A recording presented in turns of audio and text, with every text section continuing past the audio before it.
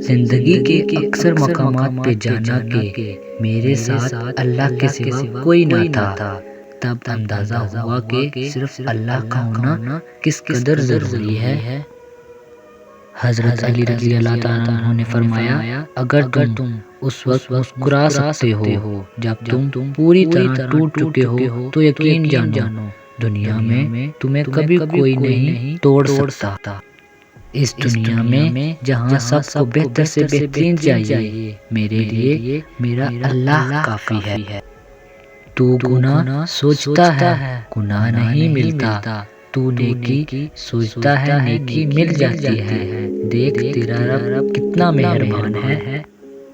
ناخوشگوار چیزوں کو خوشگوار طریقے سے قبول کرنے کا نام زندگی ہے۔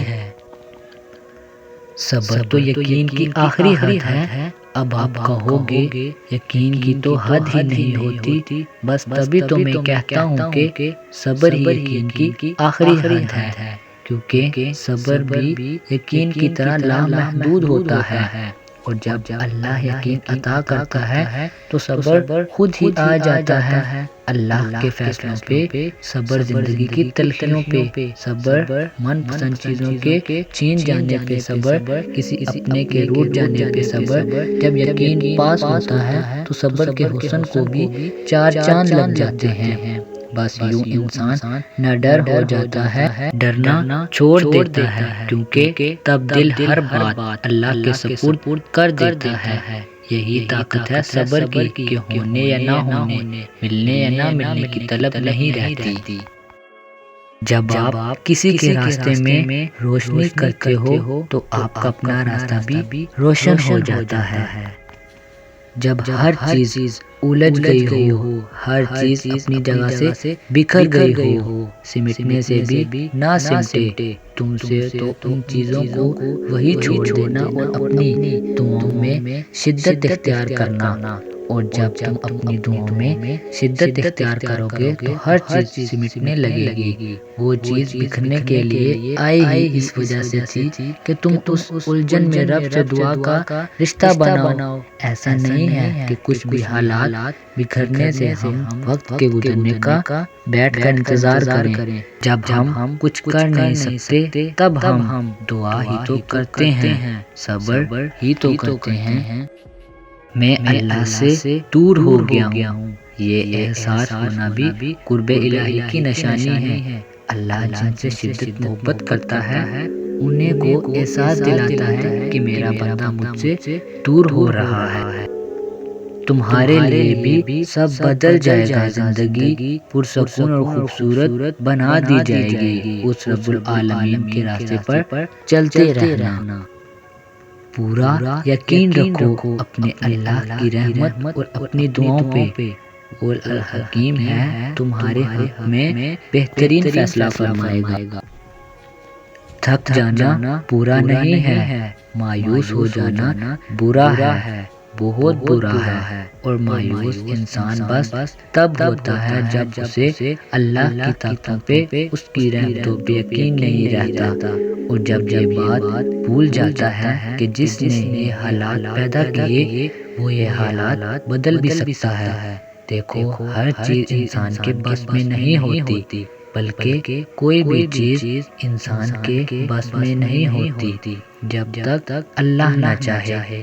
پھر اس سے مایوس کیوں ہونا جس کے حکم کے بغیر ایک پتا بھی نہیں ہل سکتا، جس کے ایک حکم پہ کائنات بنا دی گئی اور ایک حکم پہ ختم کر دی جائے گی۔ مایوس تو وہ ہوتے ہیں جن کے پاس اللہ نہیں ہوتا۔ ہمارے پاس تو اللہ ہے، یعنی بادشاہوں کا بادشاہ، یعنی تمہارا آخری اور واحد مددگار۔ پہلے میں بھی اللہ سے سوال کیا کرتا تھا کہ کیوں اللہ، میں ہی کیوں، لیکن جب اللہ کی مصلحتیں سمجھ آنے لگیں، جب اپنا اچھا برا میں نے پہچاننے کی کوشش کی، جب اللہ کے فیصلے سمجھ آنے لگے، جب اللہ کو اپنے اندر جھانک کر دیکھنے کی کوشش کی، تب میں صبر بھی کرنے لگا، یقین بھی کرنے لگا۔ پھر آہستہ آہستہ وہ سب کرتا گیا جو اس کی چاہت تھی۔ ایسا نہیں کہ میں روتا نہیں تھا، میں روتا بھی تھا ان چیزوں کے لیے جو مجھے ناممکن لگتی تھی، لیکن ایک یقین رکھتا تھا کہ اس کے ہاں تو سب ممکن ہے، وہ تو سب کر سکتے ہیں۔ شاید وہ یہ سب اس لیے نہیں کر رہے کہ وہ مجھے آزما رہے ہوں۔ میں تب یہی سوچ کر صبر کرتا اور سب اس پر چھوڑ کر ایک دن اتنا مضبوط ہو گیا کہ پھر اس نے آہستہ آہستہ وہ دینا شروع کر دیا جو میں اس سے مانگا کرتا تھا۔ اور جب میں اس کی یہ سب نشانیاں دیکھنے لگا، اس کی طرف سے چھوٹی چھوٹی خوشیوں کو قبول کرنے لگا۔ قرآن کہتا ہے پھر وہ تمہاری من پسند چیز تم تک لائے گا مقررہ وقت پر اور تم حیران ہو جاؤ گے۔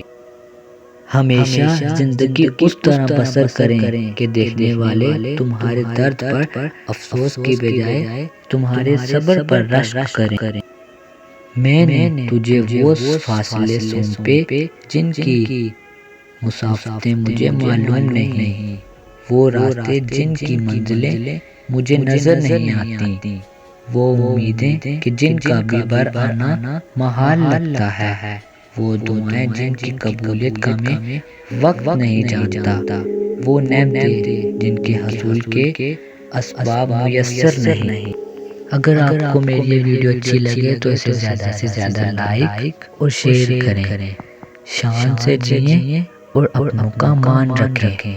Until next time، اللہ حافظ۔